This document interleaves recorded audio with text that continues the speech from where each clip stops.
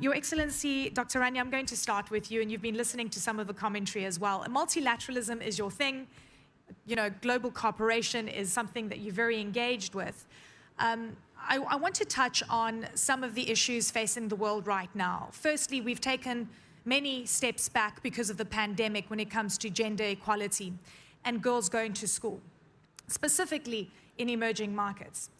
Let's take a look at what's happening in Afghanistan, for example, where the Taliban is afraid of what it means to educate a young girl. And then we hear, broad statements of, if there were women in leadership roles when it comes to the crisis in Eastern Europe, would we really be talking about World War III and nuclear?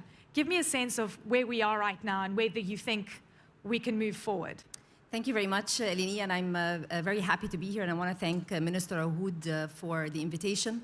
Multilateralism is, and as we saw in the very first panel, the fire chat that happened in the morning, we need to create a consensus on topics to be able to push the global agenda. And one of the common denominators that really creates more, appealing push forward is the point on gender.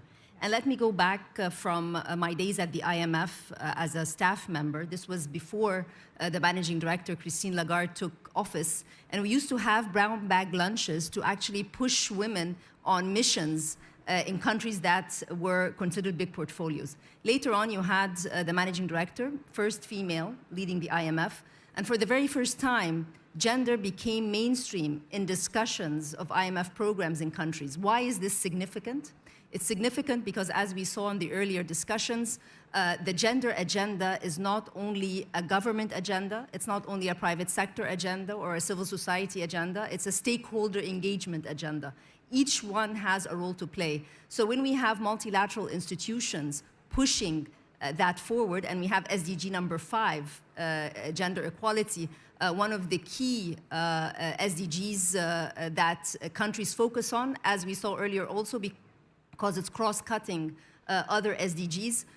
We find that by this concept of trying to, and I don't want to focus on statistics, but the idea that international institutions have actually quantified in terms of GDP, in terms of productivity, in terms of additional wages that men can get if women are more engaged in economy. All of these has pushed to a very different way through which multilateral institutions, governments, private sector are taking the gender objective very seriously in the work. So this, I think, is what I want to start with, that the gender agenda is a common denominator.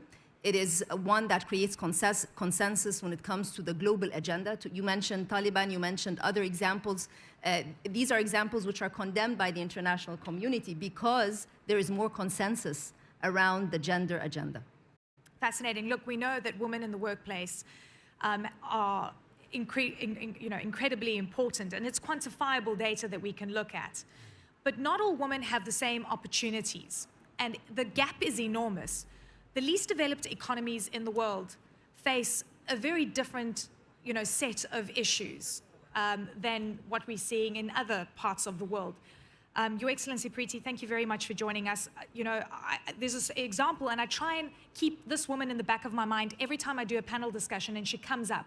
The woman in the village, in a remote village in Rwanda, with a baby on her back, picking chilies for half of the wage to other people because she has to take breaks to nurse her baby. Yeah. Will she ever really get economic emancipation? Will she ever really be able to break the poverty cycle with her children? Because her husband has abandoned her, and maybe even government has abandoned her. So how do we keep her at the heart of everything we do in policy? Thank you, Eleni, and the answer would be yes. Yes, it's challenging, but that's one role that multilateralism should have. So in this case, I represent the United Nations, in particular the United Nations Capital Development Fund, where we do finance the 46 of the least developed countries. And the solution would be local government and digital, right? So what we're trying to do is not stay at the sovereign level, but really take the financing down to the municipalities, to the local level, and the municipalities do cover then this woman in the village. But the sad part is still we find that the budget given to the local governments is quite low. So one example is the upzillas in Bangladesh. Only 3% of the local budget itself goes to women's empowerment. So we're trying to push more gender responsive investment into the local government level. And we hope that that will reach the villages and the rural women, because you're right, of the 3.9 billion people in the world that don't have access to internet or energy, most of them are in the rural area, and most of them are women and children. The next part would be to use digital solutions, because digital perhaps could overcome the infrastructure lack that we have. So one example was in Uganda. We helped MTN put up a tower. We gave a guarantee because MTN was not willing to put up a telephone tower in Uganda. And then 6,000 coffee farmers were able to get digital payments from the coffee exporter. So we felt that having digital payments makes sure that the money reaches the last mile, reaches the farmer, and hopefully we'll try to get more of the margin back to the farmer. So those would be some examples. But just to say, the idea for me would be pushing convening, pushing financing, and pushing accountability. And we try to do this within the UN as well. We have a UN SWAP, System-Wide Action Plan, but I'd like to focus on financing for today. Okay, fantastic. Thank you very much for that. Your Excellency, Mohildeen, and you're also a former minister in Egypt as well. I want to get a sense, because it's so great to have a male that's pushing the female agenda on our panel. And thank you very much for joining us. When we look at the foundations of what it's going to take to ensure that women have an equal playing field, the system right now doesn't work across the board. If you're a mother, you might find it more difficult to be able to do, to do the balancing act. Policies and corporates are not conducive to allowing women to get to leadership roles, or sometimes women fall out of the prospect of that because they have so much more to do than male colleagues. How do you foresee the change in the system itself to alleviate some of the pressure that we've seen with inequality? Right. Thank you so much. I'm very happy and pleased to be invited to this panel. Many thanks to Excellency Hud Rumi.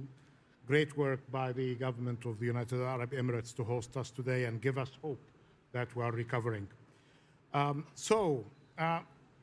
It's very interesting as well to be part of the endangered speeches. I think I'm the only man for quite some time in any panel today. So I think our good colleague Kristalina Georgieva from the IMF used to say, well, if there is no woman in the panel, there is no panel. So I think we need now about time to say if there is no man, there should be no panel as well. So, but anyways, this is the positive side of the story. But actually, we're not doing that good. It's good that you mentioned evidence and data.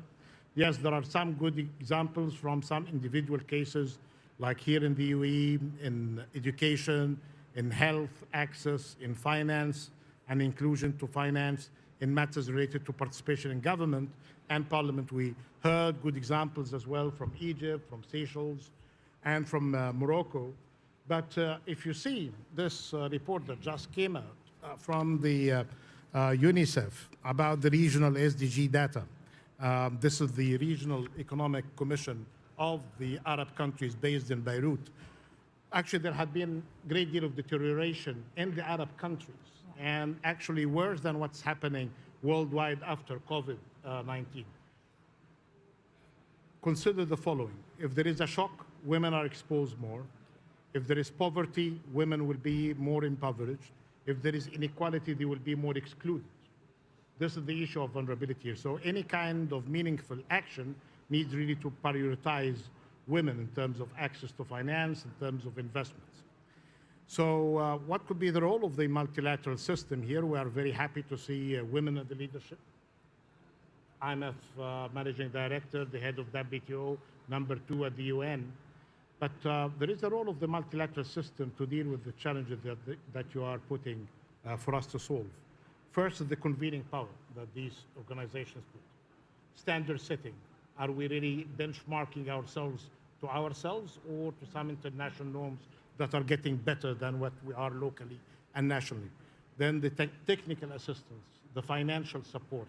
This could come from the World Bank, from the IMF. In the case of the IMF that I'm working at, there are two things that we're doing. First, on budget. if there is no mainstreaming of gender aspects and budget, can just talk forever, and then we don't see any results. So if your budget is not really reflecting what the leadership and the society at large is not really pushing for, there should be something very wrong.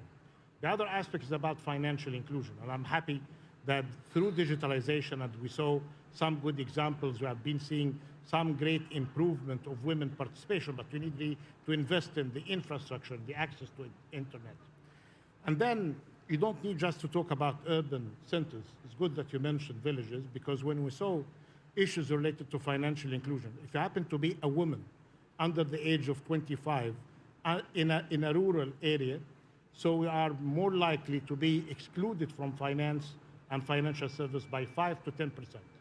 So here is basically the kind of action that we need to have. The good thing is that we have the tools and the financial means and the good monitoring and evaluation tools that could really help us monitoring what's happening. Thank you so much. Dr. Rania, I want to come to you because I know you need to leave quite soon, so I'm just going to focus on Dr. Rania for a bit.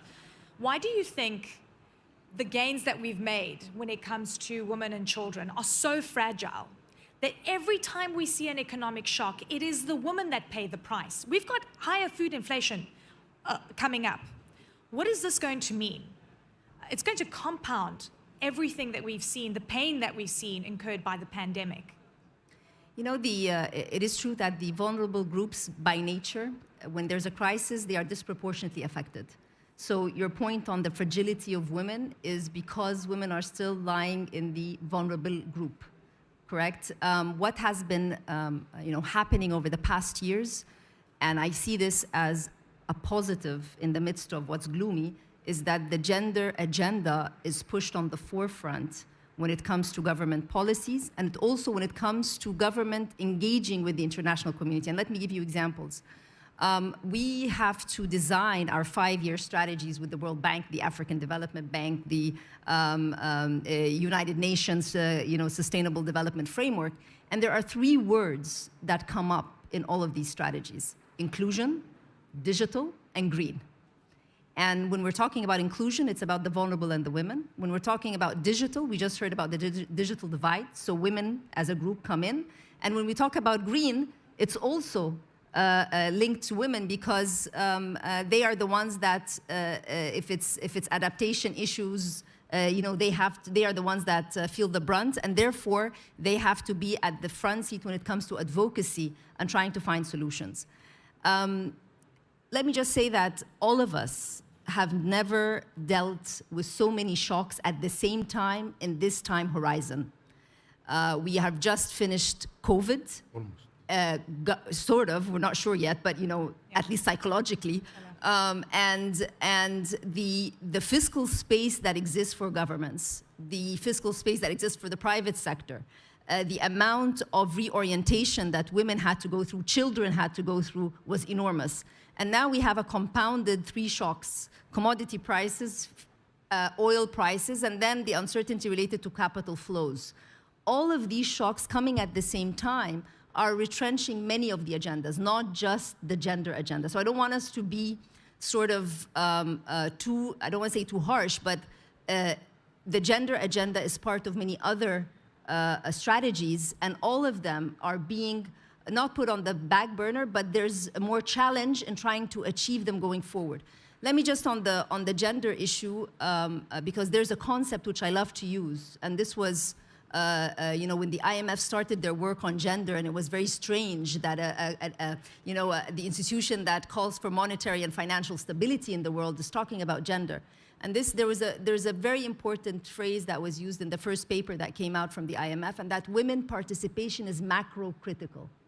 So if we believe that in order to push macro stability, if we believe that governments today or economies need to be more productive, and we're talking about macro stability, women's engagement becomes important. So what I'm saying is that despite all the challenges we're facing and the idea that many of the agendas of development are being pushed back, we still have a lot of justification and a lot of goodwill and commitment from governments, from private sector, and from the international community in the multilateral system on the gender agenda. If there's something that everybody sort of agrees on, is gender. You know, we can sit down and discuss many other topics, but when it comes to gender, if we take a sample of 100 people in the room, probably 95% of the people are going to be in agreement with whatever Eleni is going to say on the panel. Okay, so Dr. Rania, before we say goodbye to you, and this is something I think about very deeply because, you know, I'm in the news flow. I cover the stories, you know, where we see coming out of Afghanistan. It is absolutely devastating and depressing. We see maternity wards being targeted in war zones. We see what's happening in the likes of Yemen and how women and children are bearing the brunt of it. When we talk about a multilateral approach, it still perplexes me that women and children are always bearing the biggest brunt of what we see because of bad decisions being made, right, in boardrooms at policy level. What do you think needs to change the needle on that, where, you know, even in crisis we have an equal spread of trauma? Let me tell you that during the panels this morning, we heard about the idea of showing examples, role models or examples. And let me take the country Egypt, where I belong. We have 5 million refugees. We don't call them refugees. They are integrated in our society. The women, children, the healthcare, the education, and so forth. So to take that and we don't speak about it enough in global fora.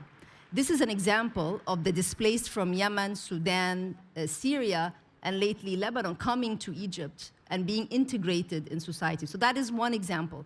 This is, I'm not justifying wars that lead to refugees or displacement. All I'm saying is we have examples of dealing with it where even at the time of crisis, because they were there when COVID happened, so vaccines had to be availed, the healthcare, etc. So there are some examples that we need to show so that international institutions, in dealing with the fallout from these crises, can actually make it integrated in policy.